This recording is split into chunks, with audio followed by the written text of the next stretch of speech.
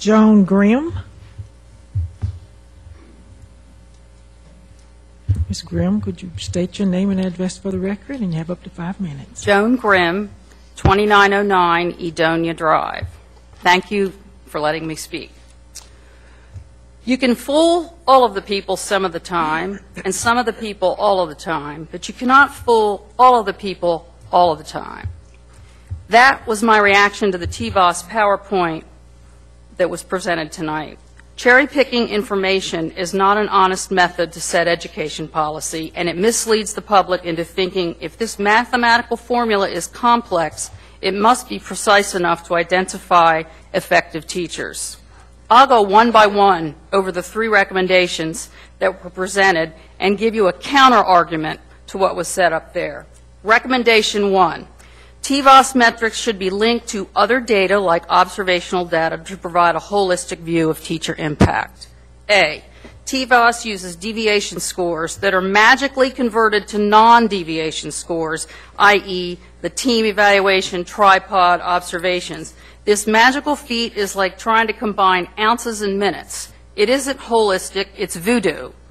Therefore, the TVOS weights, whether they are 15%, 35%, 50%, will always determine 100% of a teacher's evaluation score. B, TVOS is a nonlinear scoring scale.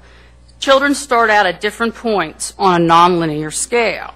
Some start out low, some start out high.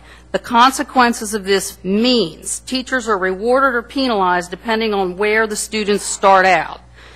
It's especially problematic for teachers in special education and teachers in gifted classes. The takeaway is that class constellation, not teacher effects, determines a teacher's TVOS score, or if they receive strategic compensation, or if they receive tenure, or maintain their employment.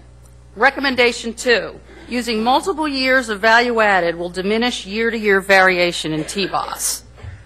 Yes, that's true. Large data sets tend to wash out some error in teachers' and students' score gains. However, it's still wrong most of the time.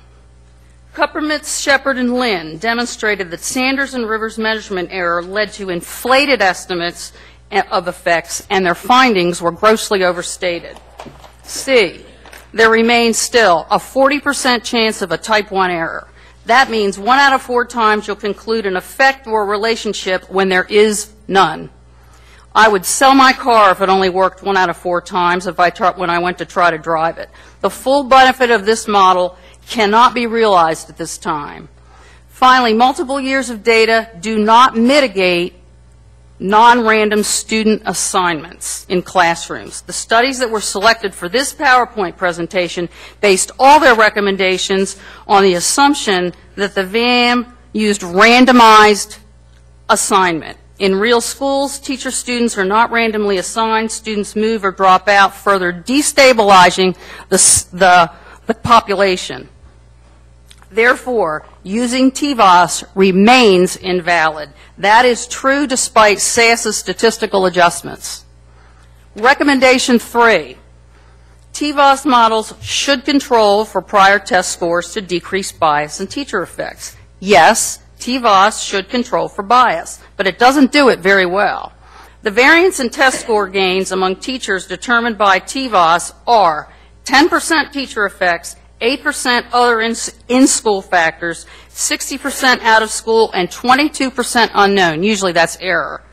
That 90% of other means TVOS model cannot filter out enough noise or other distortions to accurately pinpoint teacher effects or quality instruction. Such error levels are unacceptable given the teachers' careers hinge on this data. 1 year a teacher can win Teacher of the Year, and the next year they can be fired. In conclusion, I challenge this board, as school boards across the country have done, to advocate at the State Department and to the powerful elites for a fair and valid teacher evaluation. Linda Darling-Hammond once said, "You can't fire your way to Finland." Rather, Knox County can waste lives and money by misinterpreting, misusing, and misrepresenting TVOS data to the untrained and unsuspecting public. Thank you. Julie Smalling, please. You state your name and your address, and